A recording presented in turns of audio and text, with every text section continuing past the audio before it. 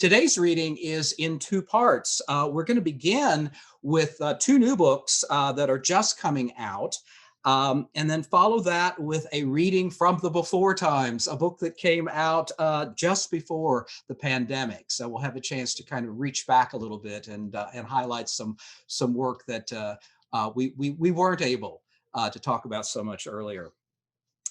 I'm always happy with the odd coincidences that'll occur sometimes as we're working on books, and one of those was that we had two books come at the same time of epistolary poems, which is to say poems that take the form of correspondence. I'm going to introduce both of those poets who will then read back to back because I want us to just see how their approach to this form is similar and how it varies. And I think that'll make for some interesting conversation as we go along. First, New Yorker Joey Nicoletti is the author of several previous poetry collections and teaches in the creative writing program at SUNY Buffalo State. In his latest collection, which arrived, there it is, fan mail, which arrived just today, in fact, I'm happy to say. His poems appear as letters to baseball players. And of course, there's a lot about baseball in the book. But fear not, those of us who don't follow the game, because what this book is really about is family and heritage. Joey writes of growing up Italian American, and he talks about how his admiration for the baseball players provided a way for him to find his own way out of family into the world, but then also to reconnect with his roots and with his heritage. So we can think of this as a baseball Bildungsroman in verse, no less. Now, after many long months of no travel, we can all appreciate the vicarious journeys that are described in Postcard Poems, a new collection from Jeanne Griggs, who directs the Writing Center at Kenyon College. Jeanne employs the now somewhat nostalgic form of the postcard, those once ubiquitous features of travel, to impose a formal constraint on her length and lines of her poems. But more importantly, she employs the metaphor of the journey of travel through physical space to explore interior travels. Like Joey's book, much of Jeanne's relates to family, to friends, to relationships over time and distance. Jeanne also achieves the neat trick of writing some poems that are both epistolary and ekphrastic, and that's a polysyllabic mouthful of a description for her work. I'll be back later to introduce our third reader, Nancy Botkin. But to start us off today, in keeping with the baseball theme of Joey's book, I know several in his audience have a double header today, have another poetry event they're going to need to be getting ready for later. So we're going to have Joey batting first today. Joey, you can unmute yourself and step up to the plate. Holy stuff. Thank you so much, Larry. How's everybody doing today? It's so nice to see all of you here. My God. I hope you're feeling as great as you look, not just because you're here, but because, it's the first week of summer. And as if that wasn't reason enough to be amped, the fact that, we're all here persisting through a pandemic, able to hang out together is nothing short of, well, for me, miraculous. So thanks to everyone for being here. Much obliged to you, Larry, Sheila, Stephanie, everyone in the Broadstone family. Thank you for making this afternoon possible. And I'm honored to be a Broadstoner. I'm honored to be part of this family. Speaking of relations, Nancy, Jeanne, much obliged to you for sharing the virtual stage with you. This is an honor. The fact that I get to hear you and see you work your word magic is nothing short of terrific. Thank you for reading with me this afternoon. And with that, how could I not be happy? So speaking of happiness, I'm going to dedicate my first poem to Nancy Pelosi. Why? Not only is she a person of power and prestige, she's a mom, like some of you are. She's a human being like all of us, even though she's a person of power and prestige. And because of that, she's a human being. She's one of us, all of us. So this poem is for us as well as her. It's called When Italian American Grandmothers Rule the World. This is for Speaker Pelosi. Weapon like glares are fired in the direction of those who dare to put their elbows on the table. Everybody gets a chance to talk, be heard, and eat and eat and eat. When the men's stomachs are sufficiently filled, the women gather in the den and unhook their bras. They talk about their kids, or they watch in arrested heart delight as John Travolta dances the night away with Karen Lynn Gorney. Smelling of garlic and Chianti, the old Neapolitans who still curse Mussolini clear the table with their gnarled hands. They wash the good china and silverware, while Nonna always prepares the next course. When it's ready, she calls everyone back, and the women peel themselves off the rearranged furniture of power, still wrapped in plastic. So, this next poem, it's for my friend Todd and for the city of Buffalo, New York, my adopted home. It's Saturday. We're here. It's time for motherfucking Jeopardy at the Gypsy Parlor. This is for Todd and Buffalo. Goes like this. Hay burner on tap. Todd, the bar owner, turns up the TV's volume. It's time for Jeopardy! Drink and play, balls, he commands.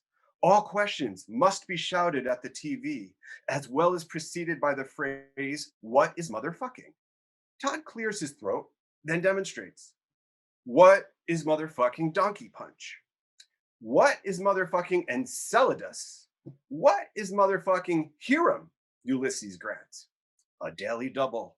Tequila shots around the house, as long as the Jeopardy contestant bets all of his or her money.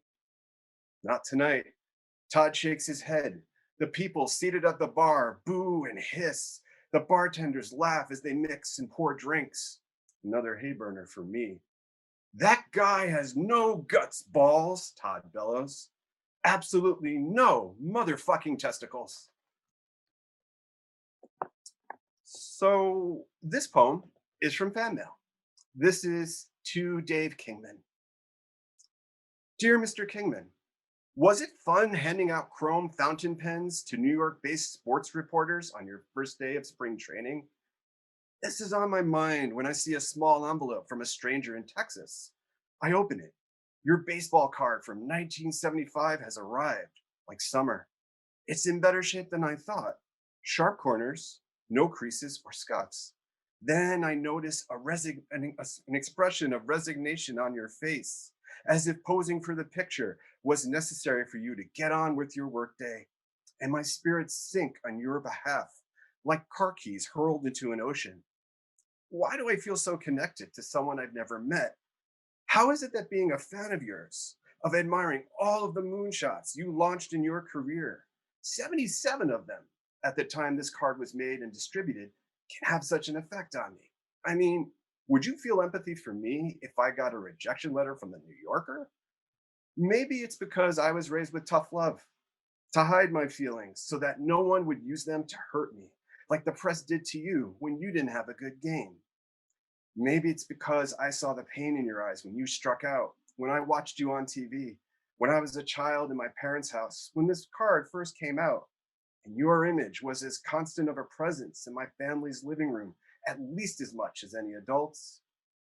Seeing you demonstrate your talents to perform superhuman feats, making legendary home runs with your bat, might have caused some to forget that no one could be their best every single moment of their work or personal lives. As a friend of mine told me, even computers need downtime. As you told a reporter, everyone is hot and cold, I guess. Perhaps it's also to do with sharing, watching ball games with my father and the rest of the men of my family with their swagger, Italian American style, their unbuttoned polyester shirts exposing their hairy chests, chains, charms, and crosses, sinking whiskey, spritzers, and beer, having smokes, telling tasteless, dirty jokes, and swapping ball player stories gave me a sense of belonging, of being able to listen and converse with adults in a common language, horsehide vernacular. Recalling days of yours in my father's prime, when you were both at your strongest, most vibrant and visible, comforts me in these uncertain days, which has exposed how vulnerable all of us are and always have been. Although I don't know exactly how it felt to be a young adult in 1975, I feel for you and my father. His focus on raising me to be a person of steely resolve, your focus on trying to do your job, to play well consistently on the field, yet protect your privacy off of it.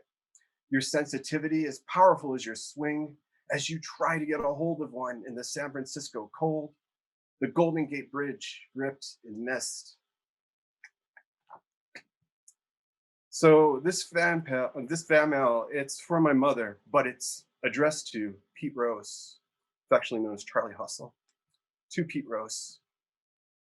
Dear Mr. Rose, even though you told me to get lost when I asked you for your autograph politely at Shea Stadium when I was a teenager, I still hope you are enshrined in Cooperstown someday, because having more hits than Ty Cobb or anyone else is almost as spectacular of an achievement as my mother teaching herself and her parents how to speak, read, and write English as a first generation Italian American in a chippy game of cultural assimilation where there was no seventh inning stretch. Since I read a poem from my mother, I've got to read one from my father, right? Symmetry, right? Not, hopefully not so fearful symmetry, but here it is. Little literary joke for you there. This is called capicola slang. I used to think that my father's insistence on saying gabagool instead of capicola, as my mother referred to my favorite cold cut when I went to the market with her, was nothing short of a linguistic bomb, a pigeon massacre, obliterating the countries of our heritage, my green sense of being Italian, American, and both, with or without a hyphen, the fallout of my parents' divorce and the bastardization of her first language persists, like my father, in spite of his sickness, our quarrels, and our shared tendency to talk and talk instead of listen, or because of how we feel about her absence. I try not to stare at the tubes in his arms when I visit him in the hospital tonight. We try to keep the conversation light. Music, food. Dion DiMucci croons about Runaround Sue on my father's radio. When I say gabagool, he smiles. I can taste the bay leaves, the crushed juniper berries, paprika, and cracked black pepper dancing the tarantella on my tongue. We are both alive. We are both alive. My joy is a slice of moonlight on my father's empty tray. He yawns and holds my hand. I have become fluent in capicola slang.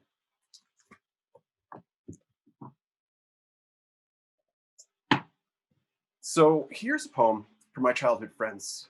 This is called Walt Whitman Shops.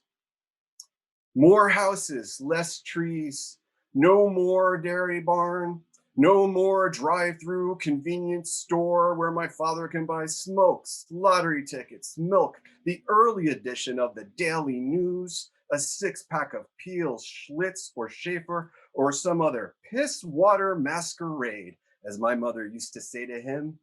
No more Walt Whitman Mall, which has been renamed Walt Whitman Shops, each store more expensive than the next.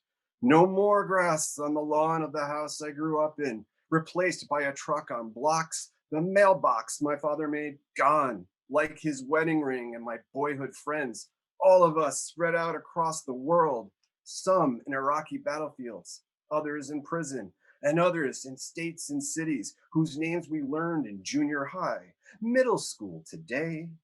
No more Roma Delicatessen, where Jerry Cooney worked and picked up Supersada and Genoa Salami, both before and after his shot at the heavyweight championship title. My neighborhood's version of Rocky Balboa, booming shrill chants of Jerry, Jerry, fogging the glass of my school bus windows, the sun spitting up blood from its swollen orange mouth.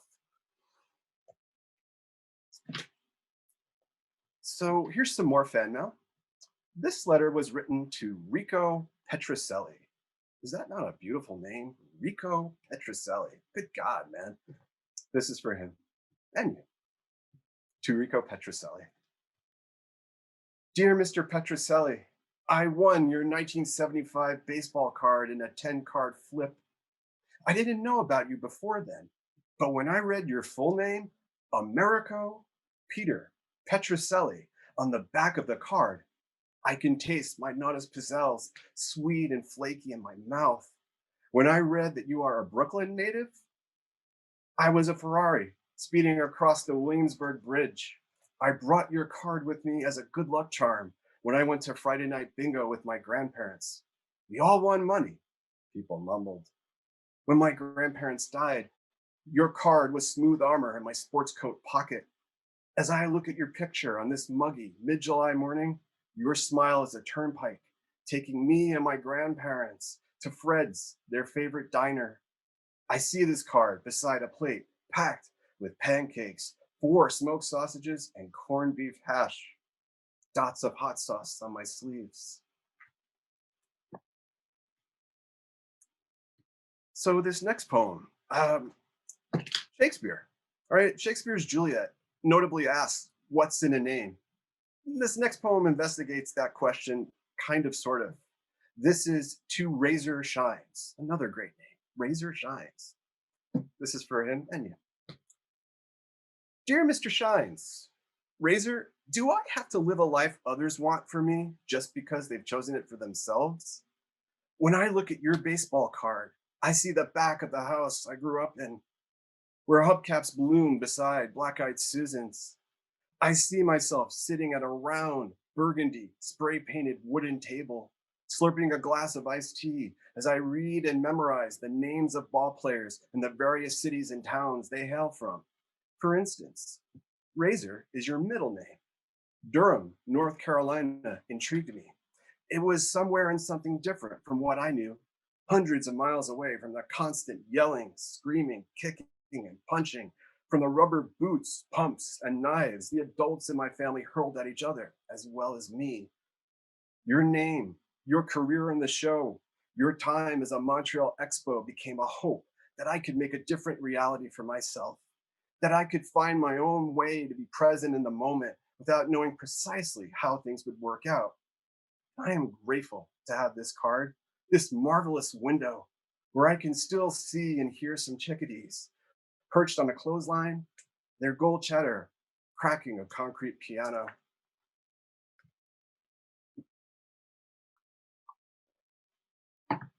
This next poem is a new one. This is called Orange Rocks. I'm not a superhero, but can I be in charge, the master of my own narrative? When I was a child, there was a day when my mother was an enormous bruise, swelling on a thigh of mid-July sky. She told me she was leaving my father. We were in a bookstore. I won't suffer fools in any form, she said to me. Swear to God that you won't too, Joe Fish. I agreed. My mother nodded her head, then handed me a comic, Marvel 2-in-1. The Thing, Ben Grimm and Doc Savage punched through a wall on the cover. I remember wanting to feel as powerful, as resolved as they were, as my mother was that afternoon. Alas, I could not control the dynamics around me. I still can't. But looking back, I can track my first sense of concern, of worrying about someone else's well-being to this book. And I hear the orange rocks of my mother's voice when I read Ben's dialogue, the midday sun's yellow stammer spitting into parking lot potholes. This is some fan mail. This is for a ball player affectionately known as the Toy Cannon. See, if the names in baseball aren't cool, then nicknames are also just freaking awesome. The Toy Cannon, come on. So this is for that person. This is to Jimmy Wynn, who lived from 1942 to 2020. To Jimmy Wynn. Mr. Wynn, I never knew that you were the first Houston Astro to go yard 3 times in the Astrodome, or that you were an all star more times with the Los Angeles Dodgers than any other ball club you suited up for, including my beloved New York Yankees. You had a sharp batting eye, you had 2 marriages, and you had a great nickname, the Toy Cannon, which made Houstonians proud and thrilled my good friend Steve when you threw him a ball and smiled when he caught it in the bleachers of Shea Stadium, the Big Shea, which makes us both cry as we see your obituary in the Times this overcast pandemic morning.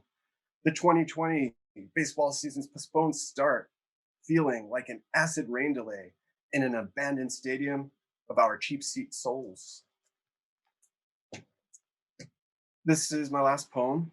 It's dedicated to my friend Phil and for all of us. Again, with the pandemic, I mean, I don't know about you, my friends, but I feel so grateful that for everybody in my life because they've helped me get through this pandemic. So we've all persisted. We're all still here. So even though this is for my friend Phil, this is for all of us. We're persisting. Go us, and go to this poem, which is called To Gary Thomason. Dear Mr. Thomason, when I was 8, I wanted nothing more than to get your 1979 baseball card. I needed it to complete that year's set, but no one I knew had it, including my best friend Phil, despite all of the wax packs we bought from the ice cream man that suspenseful summer. You were my white whale, a World Series champion, a New York Yankee for 9 months, which was long enough for me to appreciate and admire your ability to play everywhere in the outfield, your quick bat, and your grit. When I finally got your card, Phil and his family moved to another state. I cried for 2 weeks. I had no idea if Phil and I would ever hang out again. But your card gave me something else to talk about when we wrote letters to each other in a time when phones were in walls, when my mother dried laundry on a clothesline, breeze blown aquamarine beach towels, waving goodbye and hello. Thank you so very much. God bless you. Grazie. Oh, all right. Thank you so much, Joey. And a great joy for me whenever I get to hear a poet read, especially, one of the poets that I've worked with. I have your words in my head for so long, and then I finally get to hear them with your voice and your pacing. And I will say that was a powerful reading. And certainly demonstrated what I said about the way your baseball stories are really a way of working through your life and allowing us to see into it. So thank you for that. And I'm now going to ask the next one in the batting order. We'll keep the baseball motif going for just one more reader at least, and that's Jeanne Griggs. So I'm delighted now to have Jeanne take us on a journey with some postcard poems. Well, these are very short because they are written to be small enough to fit on the back of an actual postcard. Sometimes I had to cut them and make them thinner. So I'm going to take you first to Santa Monica Pier in California. That's the postcard that I put on my little publicity postcard that I had to make, and it's on the back. So I'm going to read it first. Note on a postcard of the Santa Monica Pier. We emerge blinking, holding our coats into the warmth and exhaust of the LA freeway, cars queued up to the horizon, everyone waiting a turn, anxious for the sight of oranges ripening, sun setting on the sea, colors we could only imagine in gray Ohio February. There's a wooden pier when we get to Santa Monica, lined with shops, restaurants, rides, and performers, where people stroll by speaking foreign tongues and families take photographs posing over the Pacific. Only the children go into the chilly surf. Only the unwary react to a performance. No one's sure who is there to enjoy and who to try making a living from their pleasure. Next, I'm going to read a postcard that I wrote to my dad, but it was inspired by a college professor of mine who asked us to send him postcards with an X on the window and a quote from Faulkner, which I'm going to quote in the poem.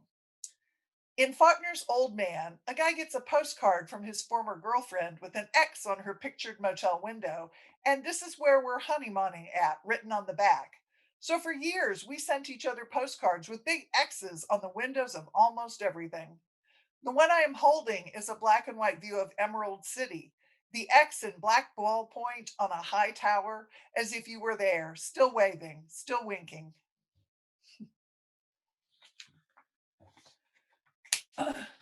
So, an imaginary place. And this one is an imaginary place in a real city. This is called A Postcard of Los Pollos Hermanos, and it's from Albuquerque, New Mexico. And if you've ever watched Breaking Bad, you know exactly what it is. But there is a restaurant called that, and they sell postcards. We found this postcard with an ad for a fictional fast food restaurant at a real car wash during our tour of a real city in an RV made to look like one that desperate characters used to make meth for money. The show was a tragedy and a comedy both, and the tour was comedy all the way, with baggies of Blue Rock candy and a look inside an industrial laundry. Here we were in a city new to us, focusing on fake spots where made up characters had ruined their lives. It was hilarious. We posed for pictures in the parking lot, far above pedestrian dangers from either world, just visiting.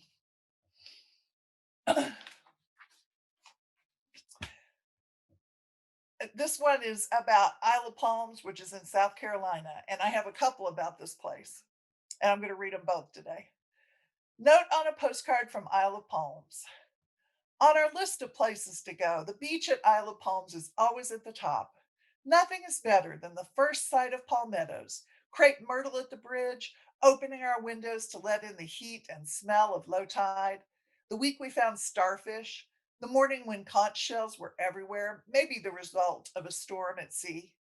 Every morning at the beach, the waves are coming in, and we gather to watch them do it over and over again. And this one is about a place called Cypress Gardens, which is on our way home from Island Palms. Note on a postcard of Cypress Gardens. We like to come every year on our way home from the beach for a last chance of boats, the delicious possibility of spotting an alligator among drifting logs. Our oldest found it less fun each year. She grew afraid of the boat bumping into a tree and a snake falling in, of shade lurking under lily pads. I couldn't help her find balance after years of warning her not to stand up in a boat. As she got older, her world got heavier. She holds us up in airplanes and shields us from sharks. We can disguise no danger from her. She keeps her eyes open the whole way. And this one is a postcard from south of the border, which is a little, it's not a little, it's an enormous place that you can stop on I 95. When we were young, we loved places like this. The respite from highway tedium with stuff to eat and to giggle over, polished rocks, plastic toys, sometimes fish or frogs in an aquarium at the side. But our kids are mystified. It's true that it's hard to know why some love this kind of thing so much, but I thought we taught these kids the value of a really good pair of praying hands, and they can enjoy a big cement statue as the payoff for miles of come on signs. Delaying us for only a minute, I buy picture postcards of this place on the way to where we're actually going. And this one is note on a postcard of Molokini, which is off of Maui, a wonderful place I once got to go, and everyone should. I had reservations for everyone to take a boat out to the Half Moon Crater. Worried for weeks my knee wouldn't be strong enough to let me down into the water, but it was easy. I was swimming with the fishes and coming up to say ooh and ah to the others, making sure our boat was still in sight. My mother stayed on board with a seasick kid whose misery turned the boat trip into a mistake. She spent the rest of the week ziplining, paddleboarding, surfing, while I sat with my mother. But that morning at Molokini, I was going everywhere fast. And next, I'm going to read a note on a postcard of Coniston Water, which is in the Lake District of England. And we went there because we'd read a children's book series called Swallows and Amazons, and they sail on Coniston Water. So we had to tour. Swallows and Amazons sailed here in a book, and so did we one day in July, around Wildcat Island where they camped, and back to the dock where there were boats for rent, shops with warm food, and cups of hot tea for sale. Swans wandered, angling for handouts, and although we'd been past Windermere and toured Dove Cottage and Hilltop Farm, the Lake District seemed small, like when you return to the place you grew up and find the chairs smaller, the houses darker, the paint on the pleasure craft faded. This one is note on a postcard of the Field of Dreams movie site, which really exists and you can go visit it. Like many Americans, I had heard of Iowa only from watching a baseball movie. There we go. There's the baseball reference. From watching a baseball movie, farmhouse and cornfield, lemonade on the porch swing, until we left our daughter there.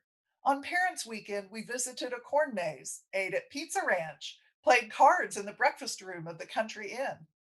One time, after driving 12 hours, we proposed driving further to get to the Field of Dreams, to be part of that line of headlights turning off. And it was there, just like we'd seen it in real life.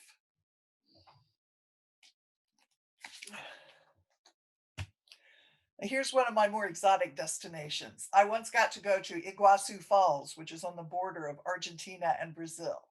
So this is note on a postcard of Iguazu Falls. Got up to see the falls so early, no one was around when I stepped lightly across a swaying bridge. As my foot met solid ground, I noticed a man in uniform who pointed at one corner of the hotel. Looked up from watching my step to see a toucan tapping on a window and flying back to a branch where another toucan perched before they both flew away, too soon to reach for a camera, the image indelible in memory. The man and I exchanged a few words, but mostly smiled. He might have seen it before, but my open mouthed awe must have made it new again, or at least amusing. The early bird, the tourist, Fruit Loops that morning on the hotel breakfast buffet. Now I'm going to take you to Washington State, to the Hoh Rainforest. This is note on a postcard of the Hoh Rainforest. We took an all day road trip, just the two of us, to find the path around and under these big trees where we walked in haste, looking up in wonder, satisfied with the silence, the mossy trunks, branches and leaves far overhead, like something in a book, Fangorn, green mansions, the 100-acre wood. We had to get home before dark, so we scrambled back into the car, ordering road food on the way like TV show bros who save folks from monsters every week, and zoomed off into the afternoon, our skins intact, thrill of danger deep inside us. That was about the TV show Supernatural, the TV show bros who save folks from monsters. This next one is about a house in Savannah that was the subject of the book Midnight in the Garden of Good and Evil. Note on a postcard of the Mercer Williams house. We were all grown up the year we drove through Savannah to see the house where Jim Williams lived in a book we'd read. We walked around imagining a flag hung from this balcony, guests whispering by this lamp, a boy's body on this rug. We reflected that the point of a famous person's life is not always what he hoped. That sometimes, when his house is open to people who pay for walking through and all his things are displayed behind velvet ropes, they tell themselves a story and say it's about him.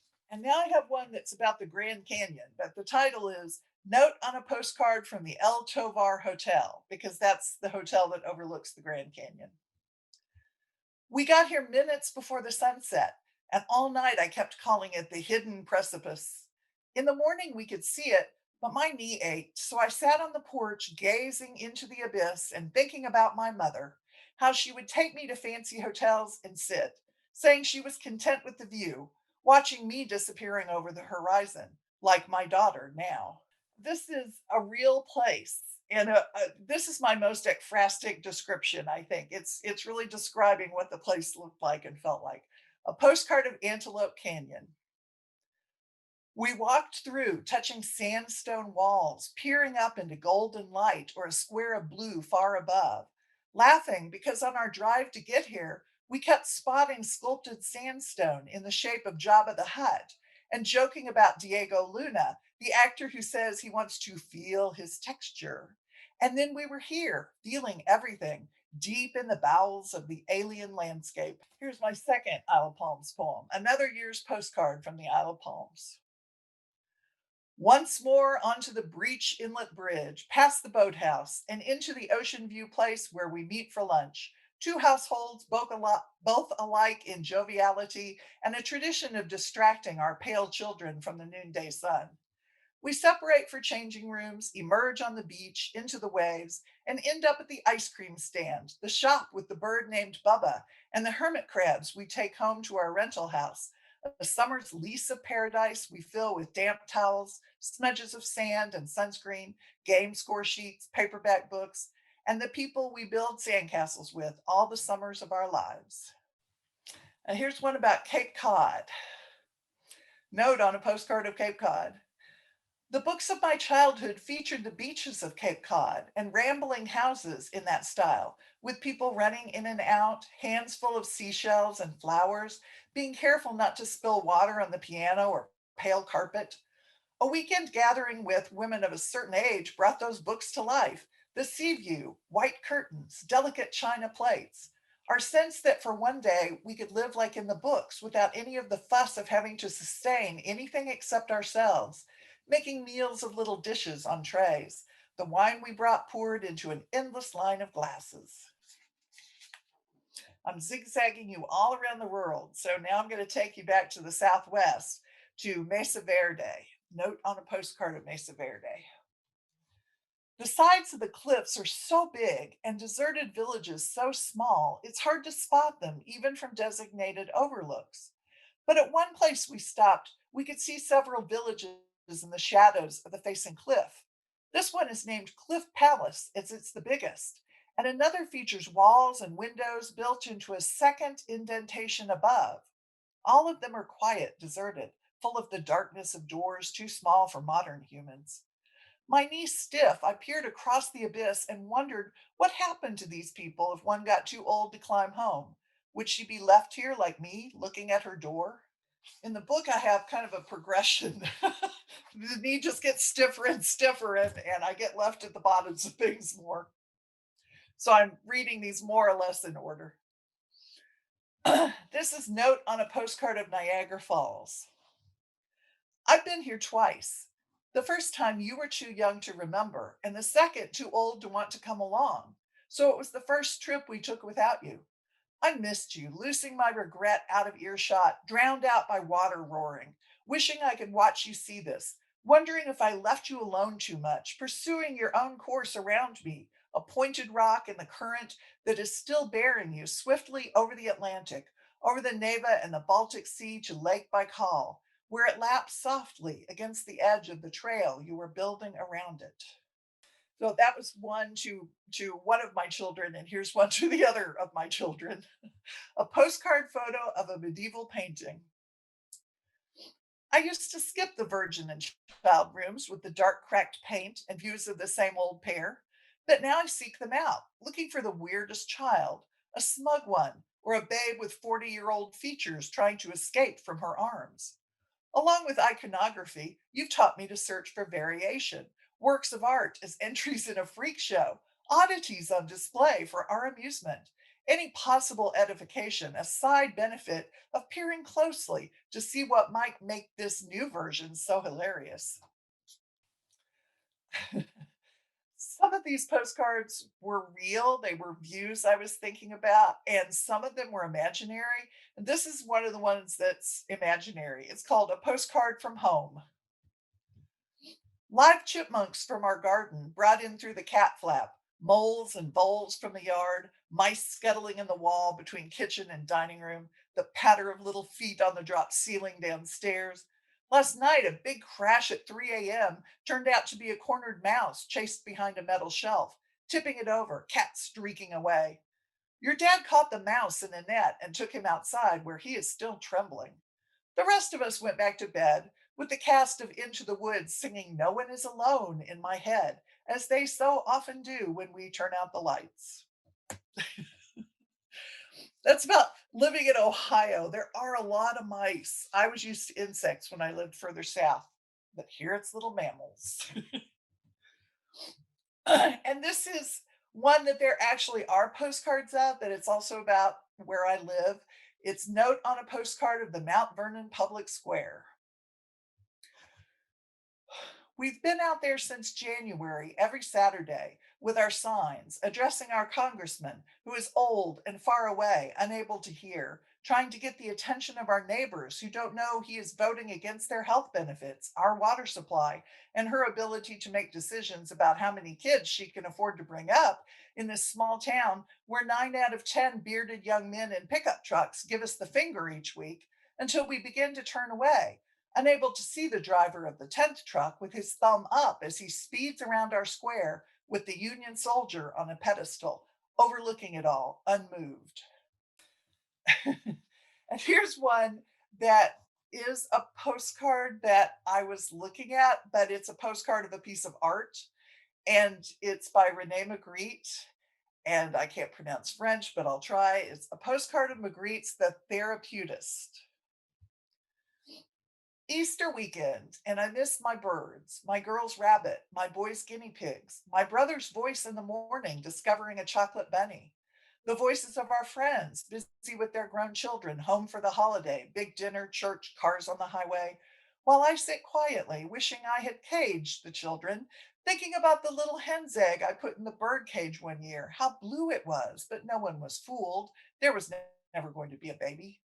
Picking up my cane, I pull my blanket over the two white ghosts in the birdcage of my ribs and go forth into the cold spring of another year. I think I have two more for you here. This one is a real place in Mount Vernon. And again, there's no real postcard of this, it's just my image. Note on a postcard of Apple Valley Lake. Every summer, we floated around a cold Ohio lake, telling stories, singing songs, shooting water cannon. One day, we spotted a big inflatable raft at a nearby dock. Party Island, it said on the side. I found a party island.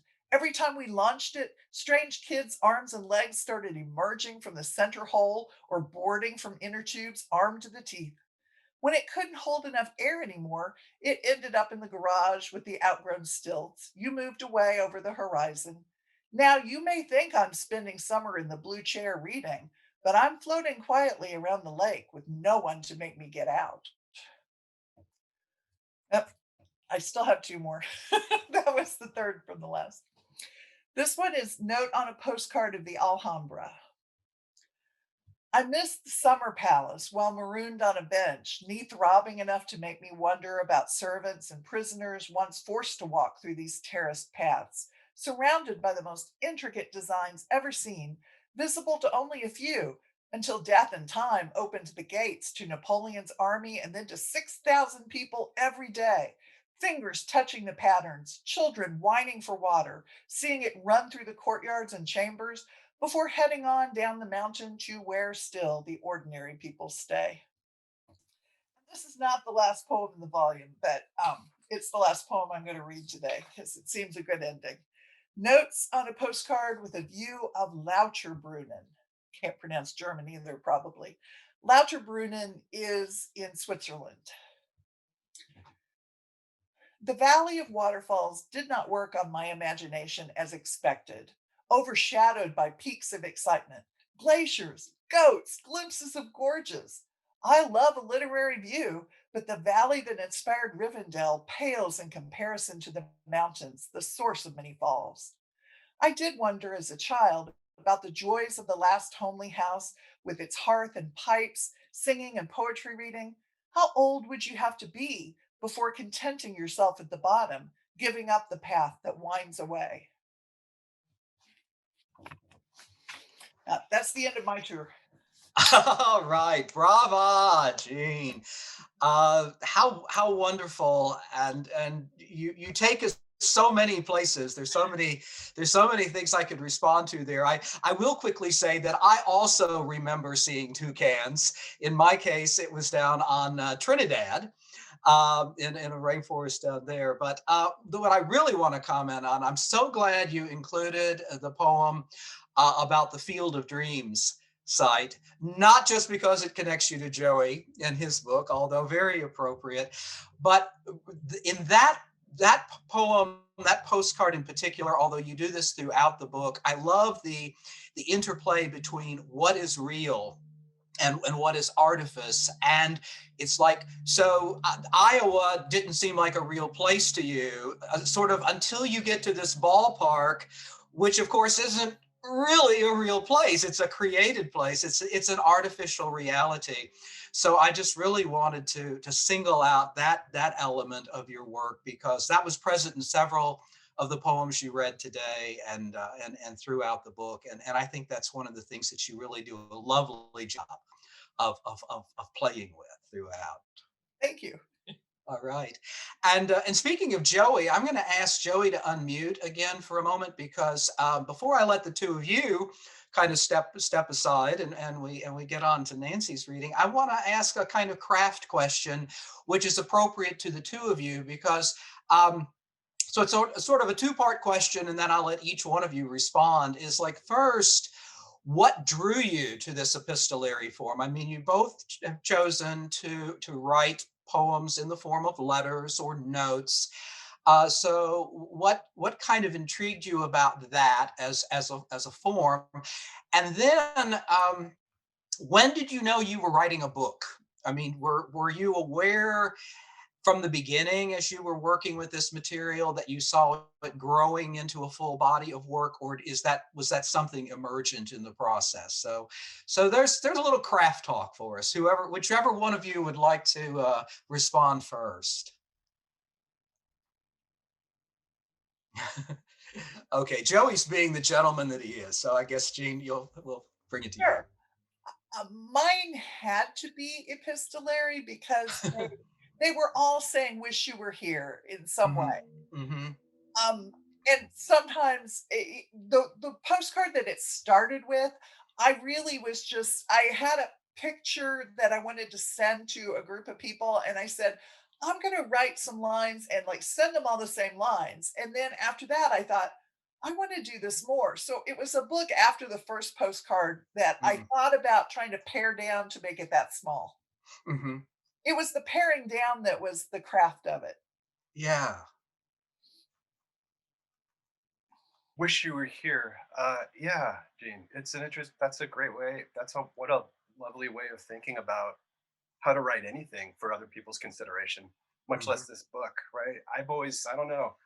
To me, poetry is about connecting. It's about people, and I think it's easy to get caught up in well, in the technicalities of it, rhyme. I mean, there's so many ways you can get lost in a poem that it can be overwhelming. So to that point, and to your questions, Larry, I started writing these poems. The pandemic really kicked my ass. I was like Hmm. a pinata at a quinceanera. I was getting beat down because for me, I love being in the classroom. I love being with people. And so when Governor Cuomo, said that everyone had to, put the quarantine on, I that hit me pretty hard, and I needed a way to deal with it because I just couldn't dump all that on my wife. God love her all the time. Couldn't dump that on my friends all the time. So I started just typing in my phone, which is something I normally don't do. And after about a month, I was looking at my notes. I had about 30 things. We'll call them things. I know that's not, but they were. And I realized they were mostly about baseball. And what occurred to me about it was that baseball, as was the case when I was young, baseball has always been a source of comfort for me, especially in times of tumult. And they became letters once I realized, because a few of the poems were reactions to people's deaths. People like Jimmy Wynn. There's a poem to a player, another great name, Biff Pocaroba, who died in 20. Isn't it Biff? Who names their kid Biff? I mean, who does that? But in this case, that happened. So Henry Miller. there you go. So so I didn't know that I had a book until I started revising. And our mutual friend, Baruch November, and I had been talking, like I said, corresponding with friends throughout this whole pandemic. He said, "Hey man, take a look at what you've got here." And I did, and I said, "What about it?" He said, "Have you thought about trying to put them all together?" I said, "No, I'm just trying to spell my name, man." You know. So about 2 months later, I had the core poems for this book, and it was a manuscript that I just had a lot of hopes for because I was really psyched about it because of what it could be doing. Even though it's about baseball, or that's the subject, it was a launch pad. It was more about us, if that makes sense. Yeah, that makes all kinds of sense. And it makes sense for both of these books, the way these are a launch pad, that they're, yes, these are poems that are about baseball or they are about travel, but of course they're really about us, about all of us, and they're about connections. And I think that's an important part, I would add, about the epistolary form, the idea of poetry as correspondence, because isn't that what all poetry should be, a form of correspondence? So thanks again, Jeanne, Joey, for sharing your wonderful poetry with us today. And now I have the pleasure of introducing our third poet today. I doubt that when Nancy Botkin titled her most recent collection, The Next Infinity, that she could have realized how perfectly those words would describe the daily experience of so many of us for this last year and a half.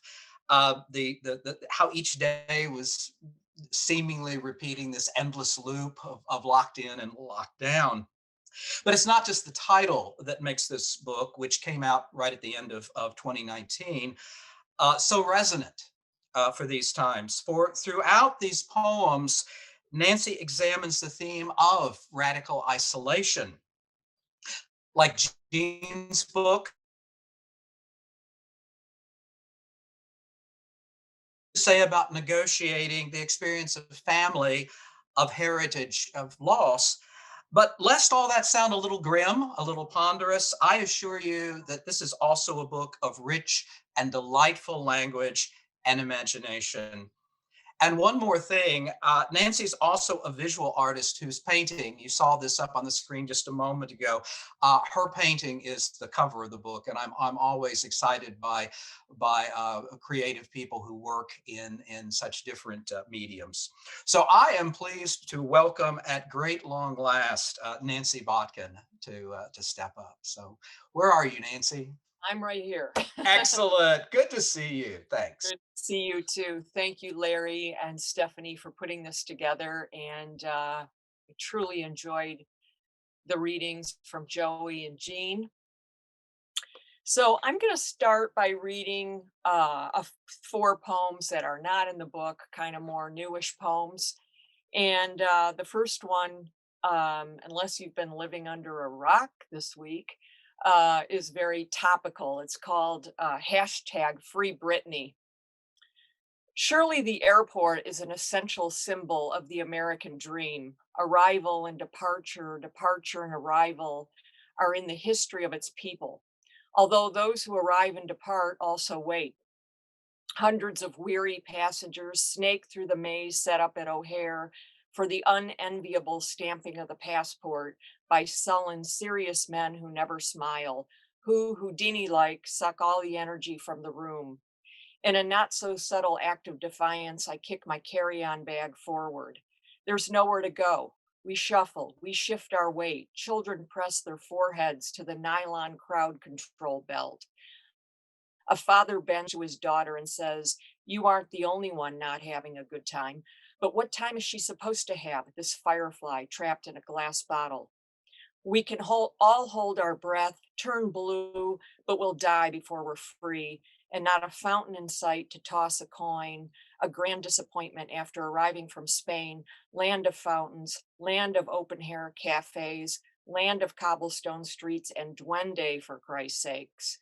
The officer patrolling the line is not happy either, bearing the burden of the crowd's anger. We need to feel human. Our arms are folded and completely useless unless we're swiping the phone endlessly. We can all root for breathing, but it's elusive. At this point, we're ready to break. So yes, free Britney and whoever is being held against her will. Perhaps someone has pulled up Britney on a phone, viewing her on a GIF, her head tilted, lips parted. America's seductress arrives, and she keeps arriving. Okay, this next one is also appropriate. It's called, titled Solstice. We're going the other way now, toward darkness. There may be some wind in your tree, said the yoga teacher. our limbs waving above us, our trunks shaky, unsteady. Yes, indeed, there is weather all the time, every minute. There is rain, there is fire. When we pull back our arrow, when we sink into warrior pose, the world continues to clutch so that we can feel the neck stretching and the hip bones tilting, the chest lifting toward the great dark. We lean into it like a city trying to remember. It's storming somewhere in America, said the yoga teacher. We're bending again, going the other way. And just on cue, it's starting to pour outside. And during Joey's poetry reading, we had a tornado warning alert. So if I leave the room suddenly, very quickly, you'll know why. Okay. Um, this one I wrote during the pandemic when I spent, as everybody did, last summer just sitting in my yard every day. It's called A Path to a Cure. They're going fast, those pristine figurines, those white angels. The curve of a wing is a revelation. Who wouldn't want a cherub sitting on a smooth rock or wedged in the dirt? Those colorful windmills that mesmerize as they spin will be a nice distraction as the dog days approach, days without rain, days when sprinkling the lawn seems like an exercise in futility. Let's face facts. You won't be 20,000 feet in the air anytime soon unless you're the risk-taking type or loaded with antibodies. So the solid earth is here for you in ways you've taken for granted. You must embrace opportunity since embracing others is frowned upon. But back to statues, which are tumbling in many cities. You've heard Christopher Columbus bit the dust, dust being what we're made of and what swirls about the cosmos. But no one puts Christopher Columbus between the impatiens and the daylilies anyway. It's nice to know that the sky is there and that things grow underneath it. I'm working on the hypothesis that silence and marble and breath thundered together call up the low notes. You cannot tell me that wind sweeping over the grass is just wind and not a symphony, not art darkening the world. Okay, this one's called Time Sensitive. Here it is. The heart weighs roughly 11 ounces, which is why on a calm summer night alone with the stars, you can't hear it beat, even when you tip your chin toward your chest, just as the earth tilts when making a slight adjustment at the solstice. You're more likely to feel a pulsing in your ears.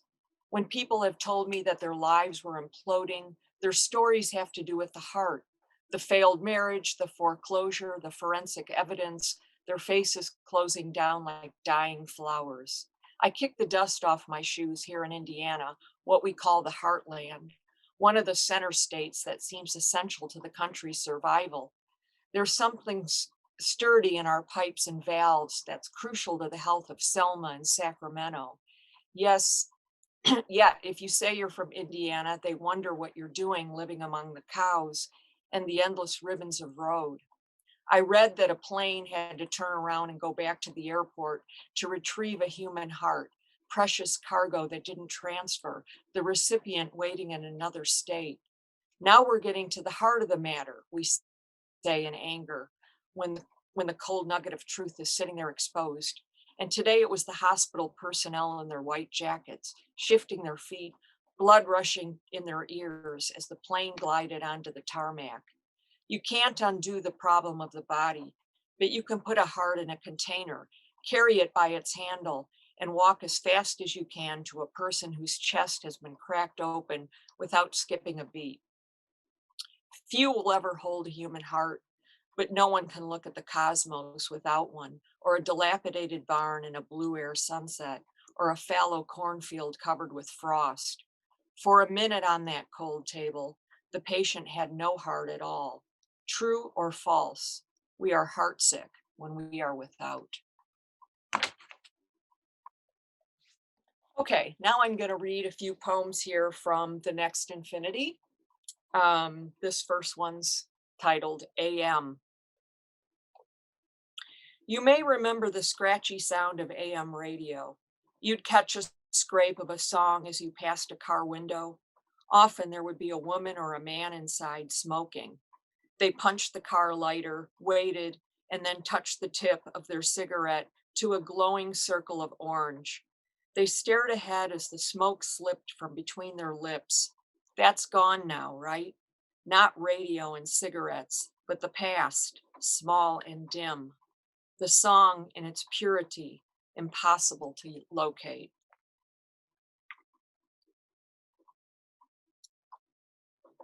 This next one is called We Have Hope on Hold. It's one of those poems that's kind of given to you. I got in the car, turned on the ignition, and the disc jockey said, "We have hope on hold." And I thought that I got to write a poem about that. Hope, as it turns out, is a person.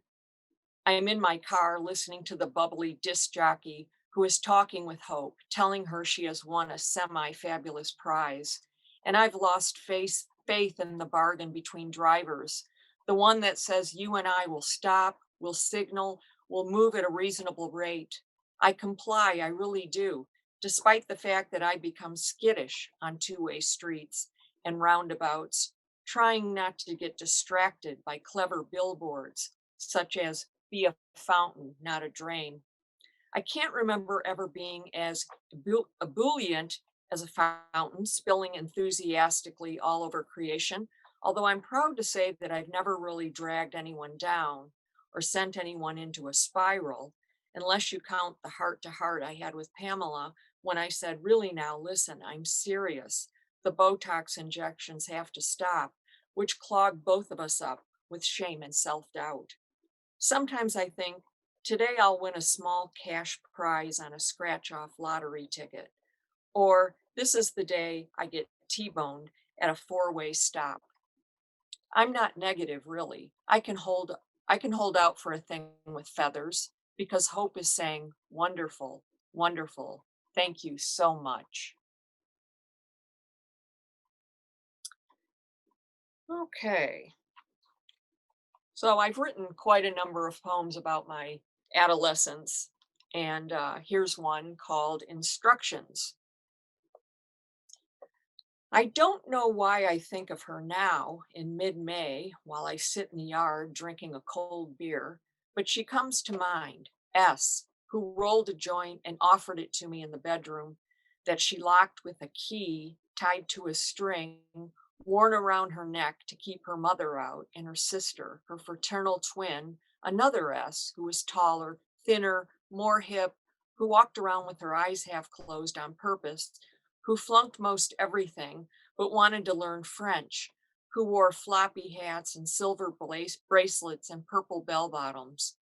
But S didn't have any papers, so she pulled the cover off a tampon and fumbled for a while, and I sat on the rug watching until she had something that resembled a cigarette, and I tried to inhale the way she instructed, but I coughed, and she did too, and we laughed, and she opened the window wider because her mother was yelling from the bottom of the stairs, and she yelled back that she was burning incense. And I think of her because of this heat wave, or the pungent lilacs, or maybe the dandelions' fragile, ghostly heads.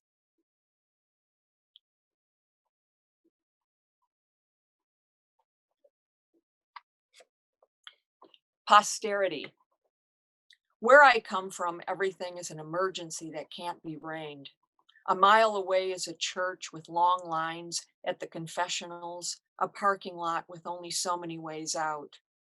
The children poke sticks at endless carcasses and are told not to touch them. Springtime throws out its excess like a kind of applause. The fathers, muscular and glowing, gather at dusk to make sure they are hating the same world. We all have bodies, so someone gets the camera, the family in front of the new car. Someone has to pack all of it into that tiny frame.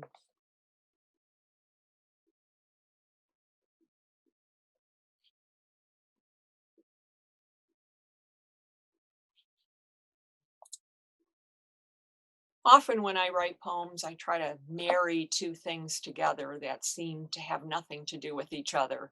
So in this particular poem, it was I had just finished reading Neil deGrasse Tyson's Astrophysics for Dummies. It's kind of a fun book if you haven't read it. And also then shopping at Macy's in the clearance aisle. So those two things somehow went together for me. Neil deGrasse Tyson. It's some kind of psychedelic sunset, this shocking pink bath towel I hold in front of me while the salesman is telling me that everything on clearance is a final sale.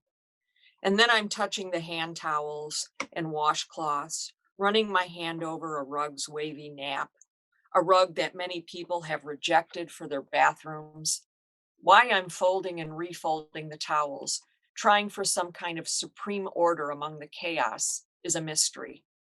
Oddly, I'm not thinking about the mistakes I've made, mismatched decor being the least egregious, but about astrophysics, more specifically about Neil deGrasse Tyson, who explains in plain English that less than a billionth of a second after the Big Bang, all the matter and energy in the universe existed, and then it slowly cooled, forming this solid blue-green Earth. I'm thinking about how long it took since that auspicious beginning for someone to invent the towel. And then finally, about the towel obsessed people who got busy perfecting it, making it softer and more absorbent. So that what waits for me when I rise up out of a steamy bath, water droplets sliding down my arms and breasts and shoulders, is some comfort. What I reach for is something plush that will hold me while my lungs contract and expand.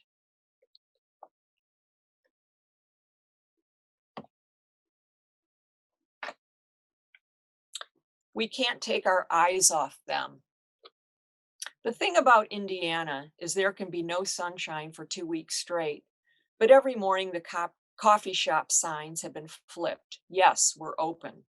The 18-wheelers throw up misty sludge, and you have a choice. The day is soft and gray, or this is going to be a long drive. I watched my mother dip her comb into a glass of beer for shine before rolling her hair in curlers with white whiskers. 20 years later, she said, "It must be something in the air we breathe," upon learning of a fellow cancer victim. The sign on the church marquee, "Get rich by counting your blessings." It's a lot to absorb. Let's not ignore spring when rivers loosen their tongues. That's when we fall to our knees. A crowd gathers around the performers on Bourbon Street. Like stars, they hold themselves still. The miracle is not blinking. Later by the pool, I was on a mission. Don't move until the shade touches your toe. I admit I wobbled as the courtyard divided itself into dark and light.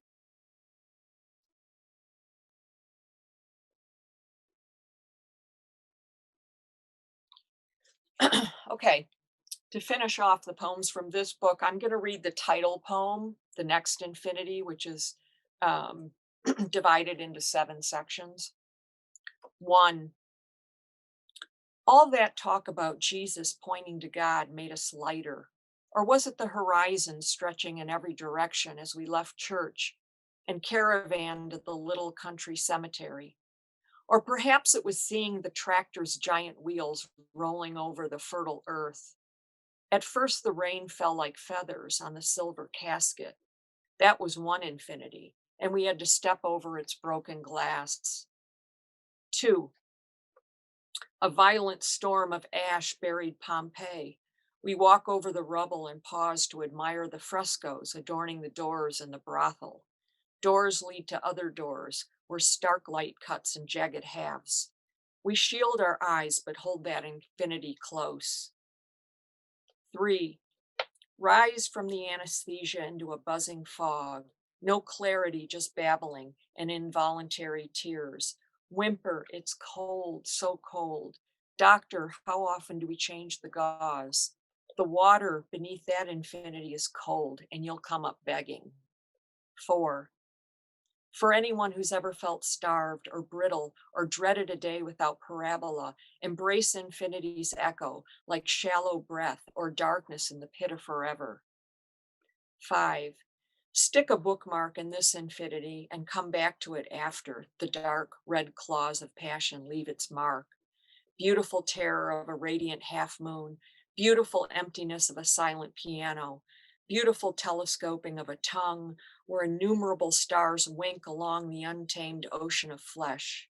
Impossible to avoid all the broken glass hidden in the sand, but carry on dancing, carry on fumbling in the dark, as if no candles could be had. For who can resist a violet night? Who can resist singing just one note when the lightning is so white, so gold, so white gold? 6. An autopsy of infinity would uncover a bare, stripped down field. 7. What defines your next to nothing? The prayer, the hymn, or the ashes in the box? Maybe the wind that streams over a tilled field. Just a little anesthesia, please. Undress the story and place an asterisk over each unstressed syllable. The next infinity will burn out like a supernova. Its buzz will be low and distant, like a spectral heart. Beneath the quiet earth, beneath the shut eyes, a kind of darkness that sparks another darkness, and that darkness is infinite. Okay, I'm going to finish with a couple of short poems for my first book, Parts That Were Once Whole. This one's called Geometry. All the roofs sloped at the same angle. The distance between the houses was the same. There were so many feet from each front door to the curb. My father mowed the lawn straight up and down and then diagonally. And then he lined up beer bottles on the kitchen table. We knew them only in summer when the air passed through the screens. The neighbor girls talked to us across the great divide, attic window to attic window. We started with our names. Our whispers wobbled along a tightrope, and below was the rest of our lives. Skates. In childhood, you unfold the map of the world and smooth it out with your small hand, and with one finger trace a path somewhere not very far, usually a block or two from home, where the pond is frozen over, where the trees sag a little from the weight of ice, where the birds are talking their language of pearl and pit, where the creek has stopped its constant complaining. You arrive there with your new skates. You try a little spin, and you spend the rest of your life with that image. Not the branches or the brambles, not the pale moon, not even the birds, but the skates, all white and amazing there below you at the end of your body. Okay, this is the final poem. It's called Cow. Some days a question will arise like a cow in a field and walk over to the fence and stare at you for a long time with big sad eyes until one of you looks away. And when you return home, you tie up the newspapers with string, wave to the neighbor, reach for your robe and slippers. And the cow continues to graze, brightens a little in the moonlight. In fact, is nourished by stars. Thank you. Oh my goodness, Nancy. It's almost impossible for me to respond because I feel like I've been sucked into this infinity. It's like the gravity of a black hole that just pulls you in so deeply into your work. And Thank you. there's one line it's just so many things I could respond to, but there's one line out of your book that I come back to, which is it's just almost a throwaway line. We all have bodies, so someone gets a camera.